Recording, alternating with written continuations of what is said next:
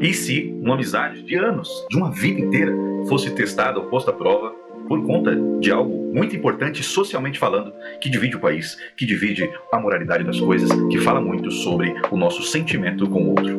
Hoje nós vamos falar de um livro maravilhoso. Quero apresentar para vocês esse aqui. Não somos como eles.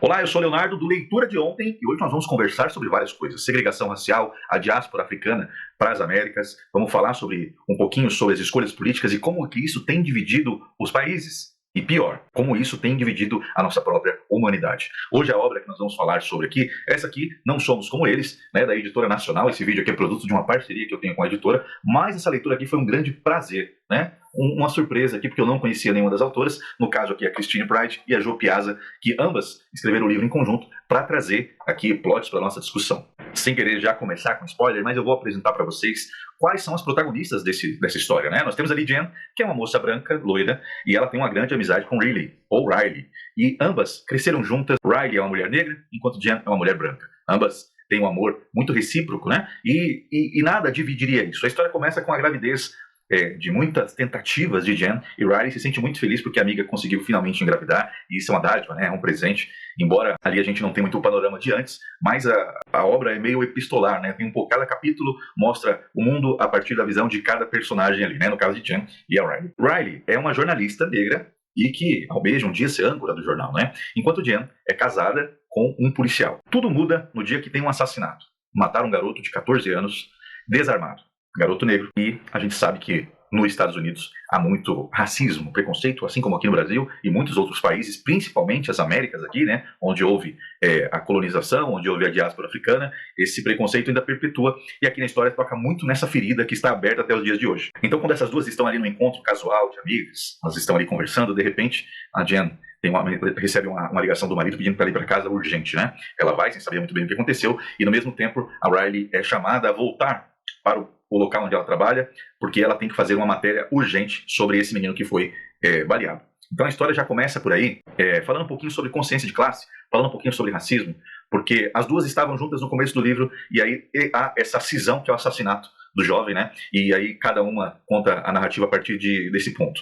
Sem querer dar muito spoiler, mas quem matou esse garoto é o policial marido da Jen. E quem vai cobrir essa matéria é a própria Riley. Então elas são postas ali num dilema entre manter as amizades ou manter os lados que escolheu, né? No caso da Riley, ela é uma pessoa politizada, ela é uma mulher negra, então ela sabe das dores que a população sofre, né? O afastamento, segregação, perseguição e tudo mais que pode acarretar numa diminuição da potência da vida, né? De uma vida drástica, de uma perseguição, de um preconceito vindo sempre das classes, ou classe um pouco mais abastada, ou geralmente das pessoas brancas, né? No caso do lado de Jen, ela ama muito o marido, e ela está grávida, o sonho dela é ser mãe, o sonho dela é constituir uma família, e aí acontece vamos colocar entre muitas aspas aqui, esse incidente entre o marido dela e o garoto, né? Ao longo do livro, você vai perceber que esse fato, que é o que move toda a história, né? Sem querer me aprofundar muito na história, que é para que vocês leiam e entendam os vários pontos de que toda situação existe, né? Ele não se mostra ali, pelo menos o personagem dele não é uma pessoa ruim, né? No caso, foi um erro, uma falta de preparação, algo que, uma série de fatores que depois a gente vai descobrindo, que levou ele a esse ato inconsequente, né? Não estou isentando ele da culpa de ter matado um garoto inocente, mas uma série de, vamos ser bem categóricos aqui, uma série de cagadas, né, para chegar até aquele ponto, e também critica essa falta de preparação emocional, principalmente dos policiais, que deveriam estar ali para proteger a população, mas também há uma espécie de racismo enrustido dentro da própria polícia, a gente vê isso, né, por que as pessoas sempre são perseguidas, baleadas, sem nem o menor ato para justificar uma legítima defesa. A questão toda aqui é tocar em algo muito sensível, que é essa quebra de empatia nos moldes atuais, onde as pessoas pensam diferentes, têm visões de vida, muitas vezes muito discrepantes, mas elas acabam rompendo com a amizade de anos, né, por questões interpretativas de como a sociedade está funcionando. Então, quando a Jen ela vai proteger o marido dela, automaticamente ela não está olhando para a pauta social importantíssima, que é mais um garoto negro baleado. E quando a Riley vai cobrir, né, essa matéria, ela que é a repórter responsável ali, ela também sente a emoção, porque já não é a primeira vez que isso acontece, né? A gente teve, por exemplo, uns 3, 4 anos atrás, aí, o caso do George Floyd, né? Que rolou toda aquela movimentação do Black Lives Matter, inclusive respingou bastante aqui no Brasil, que é você olhar a truculência da polícia em algumas pessoas que não necessariamente teriam motivos para ser assassinadas. Ninguém tem motivo, ninguém pode ser júri, juiz e executor, né? Então, a gente trata dessas coisas porque é a arte mostrando pra gente o quanto que isso é recorrente. E aí a gente, através dessas duas personagens, a gente começa a enxergar os bastidores, né? Como que se comporta, o que pensa. No caso do livro aqui, como que ficou a família desse rapaz que foi morto, né? Olha aí, uma cisão de uma vida. O menino só 14 anos, nem armado estava, mas ele estava no lugar errado, na hora errada. E aí ele gera uma comoção aqui na história também. E a gente começa a entender que isso não se trata apenas de um erro. Isso se trata de uma constante. E do outro lado, no caso da Jen, ela, por mais que ela tente ter empatia com isso, ela pensa principalmente nela, né? Nos sonhos que estão indo por água abaixo, porque se o marido for condenado, se ele for perseguido, acabou. É um momento ali que não há mais paz, né? É uma destruição de toda a família. São temas extremamente sensíveis que faz a gente analisar o quanto estamos... Posso ajudar você a comprar itens do dia a dia. Tente dizer coisas como: Alexa, compra pilhas A, ou Alexa, compra Alexa, de vapor. Silêncio. Obrigado pela sua contribuição. Então a gente faz aqui para vocês verem como os bots estão sempre ativos, né? Porque nem o nome dela eu falei, mas ela já se ligou. Então assim, quando a gente fala sobre esse tipo de erro, aqui no Brasil também é comum, né? Infelizmente, o maior índice de assassinatos sem querer, vamos colocar assim, são sempre contra jovens periféricos. Em sua maioria jovens pretos, mas não sempre.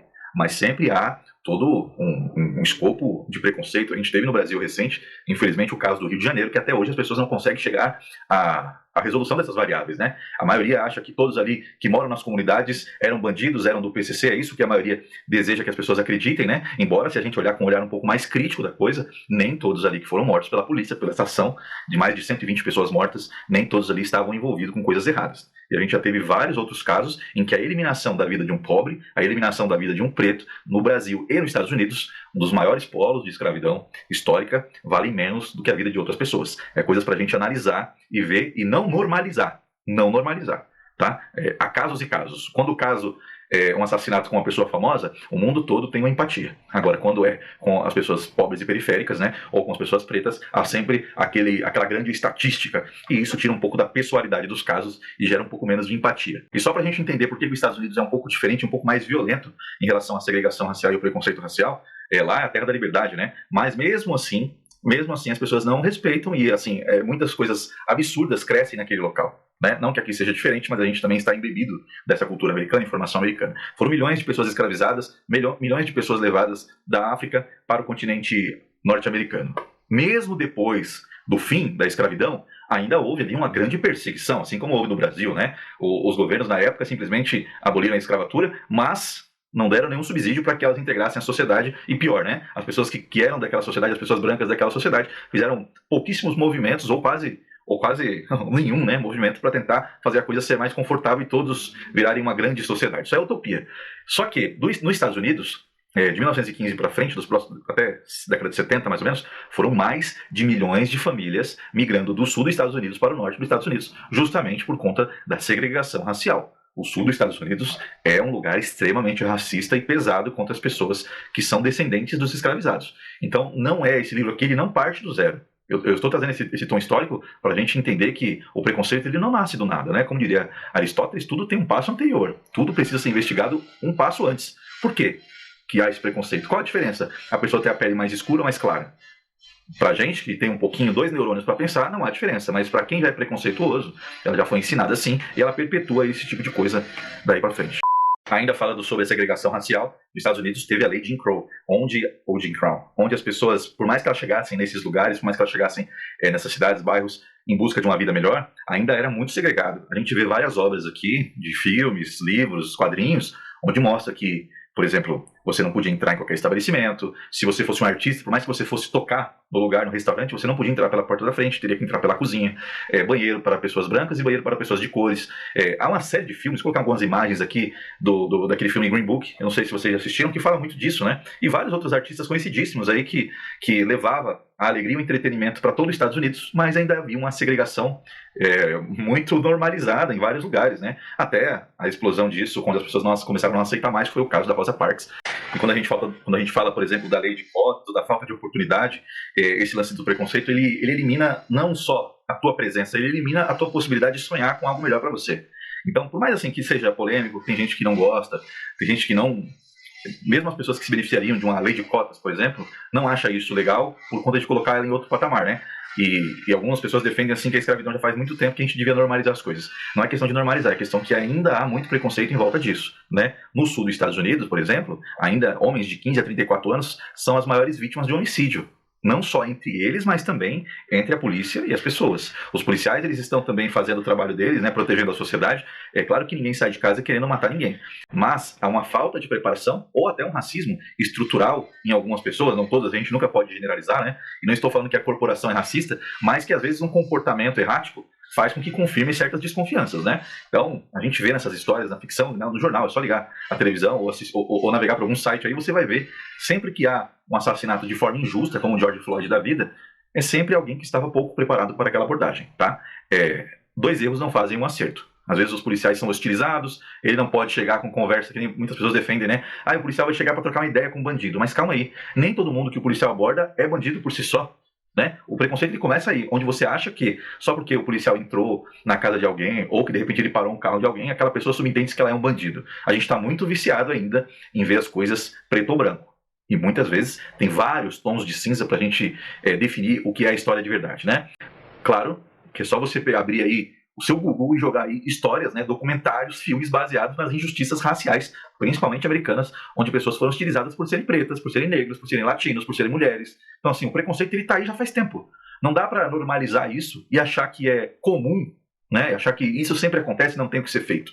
Aqui no livro ela coloca o gatilho do tiro como algo que pauta a separação dessas duas amizades, mas o gatilho também é um gatilho histórico, né? É um gatilho que a partir daí você começa a ver que dos dois lados todo mundo perde. Todo mundo perde. Qualquer cisão social, qualquer tipo de preconceito que a pessoa tenha com o outro, vamos colocar aqui de uma forma que seja... eu não estou falando que o preconceituoso deva ter lados, mas eu estou falando que numa guerra ideológica, onde a gente que está aqui como telespectador da tragédia começa a tomar lados, todos os lados perdem. Quem tá certo perde porque perde a amizade daquela pessoa e às vezes não consegue nem entender como que aquela pessoa pode ser tão baixa, pode ser tão imoral, né? E a pessoa preconceituosa, quando ela solta, né, essa verborragia, quando ela começa a falar uns absurdos, a partir daquele momento ela vai ficar cada vez mais isolada, porque às vezes ela não está pensando com raciocínio, ela está pensando só com o que ela aprendeu e ela acha que é o correto. E eu não estou nem passando um pano para quem é preconceituoso, porque se educar não é questão de escolha, é questão de necessidade. Se a pessoa é preconceituosa e acha que está certa, ela merece rever os próprios conceitos, tá? Então fica aqui a minha recomendação, depois desse disclaimer, assim, o assunto sobre racismo, assunto sobre violência policial, assunto sobre a diáspora africana, o preconceito racial, não só nos Estados Unidos como aqui no Brasil, é pauta para fazer vídeos infinitos, né? A gente, por mais que a gente bate muito nessa tecla, né? Eu sou professor e eu tento sempre mostrar para os alunos onde mora a empatia. E não estou falando de empatia, de você passar um pano para quem age errado, não estou falando disso, estou falando de você entender que o outro, ele vem de um berço histórico difundido de preconceito. E a gente deve sempre colocar isso na balança. Sempre um passo atrás, né? Aconteceu uma injustiça, alguém foi morto e a pessoa era inocente. De onde saiu isso? Por que isso está acontecendo? É uma coisa recorrente? Então, assim, abra qualquer jornal e você vai ver que as pessoas não estão gostando da ideia de se educar. Elas querem sempre reforçar aquilo que elas acreditam, abrindo pouquíssimo espaço para mudar as próprias percepções. Mas falei demais, não era para falar tudo isso, eu só quero recomendar para você, tá? Leia Não Somos Como Eles, da Editora Nacional. Eu tenho certeza que isso aqui vai dar palco para várias discussões e a gente entender um pouco de ambos os lados das famílias, né? Dos envolvidos, que são sempre as vítimas, né? No caso aqui, há sempre... do lado da Riley, que é uma repórter, uma mulher negra, ela sempre traz também outros fatos históricos que embasam um pouco mais o teor histórico do livro, tá bom? Não se esqueça, curta esse vídeo, se inscreva se você é novo aqui. Tem as redes sociais do Leitura de Ontem, que é a nova marca, aqui no YouTube, no Instagram, no TikTok. Eu espero que você goste desse vídeo e procure uma leitura que te faça evoluir como ser humano. Até a próxima.